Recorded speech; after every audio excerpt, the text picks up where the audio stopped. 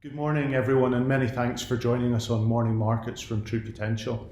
Today what I wanted to do was just reflect on equity market performance and indeed asset market performance from yesterday, and also look at some of the economic data that we got yesterday.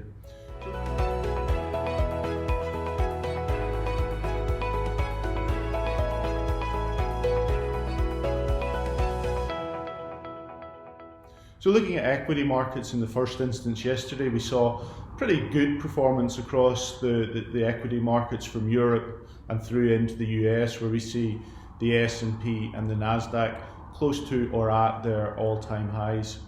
Bit of the rebound was very much yesterday driven by some of those sectors that had been more impacted last week, particularly the likes of energy.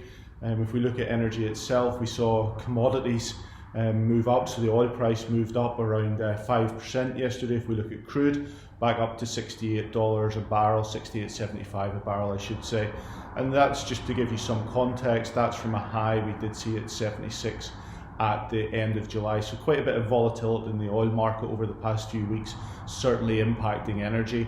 And just then in other metals and mining areas of the market, we did see the likes of copper, a couple of other of the industrial metals rebound slightly yesterday, and that fed into obviously better sentiment for those areas and sectors of the equity market.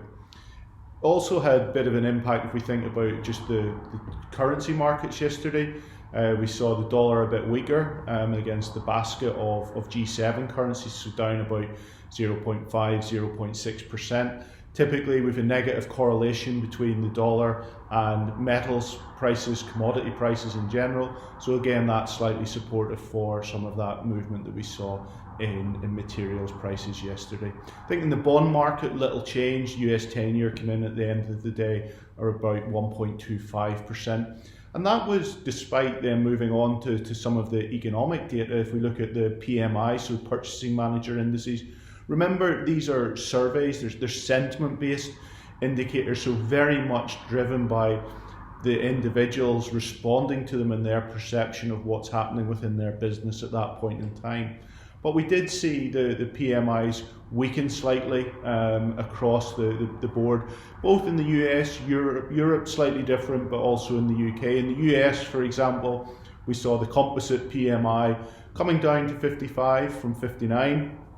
Now clearly still well above 50, so in expansion territory, but just that rate of change and that peak growth dynamic that we've been discussing starting to be evident in the data. And I suppose the other side of that, the data couldn't keep going up and expanding. It had to return to the mean at some point, and maybe we're starting to see that coming through. In Europe, very similar. We saw the composite basically unchanged month on month.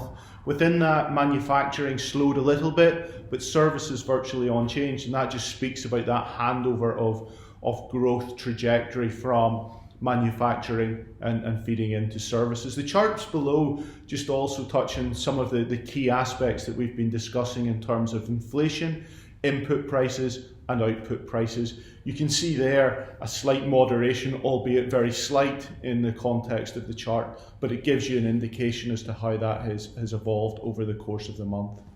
Just turning then to the day ahead, we've had a better performance out of Asian equity markets, and particularly in China. Bit of a bounce back there in the technology names that have been really badly impacted over the past number of months, but also some supportive comments from the PBOC around the provision of liquidity into the market and basically ensuring that monetary policy will be supportive and provide stability.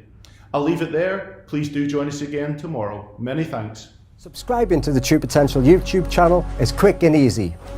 Simply go to the channel on your desktop or through the YouTube app on your phone and click the subscribe button. You can then press the notification bell symbol if you wish to be notified as and when new videos are released. Doing this is a great way to keep yourself updated with market developments and personal finance insights. Thank you to everyone who has subscribed, and we look forward to continuing to help you do more with your money.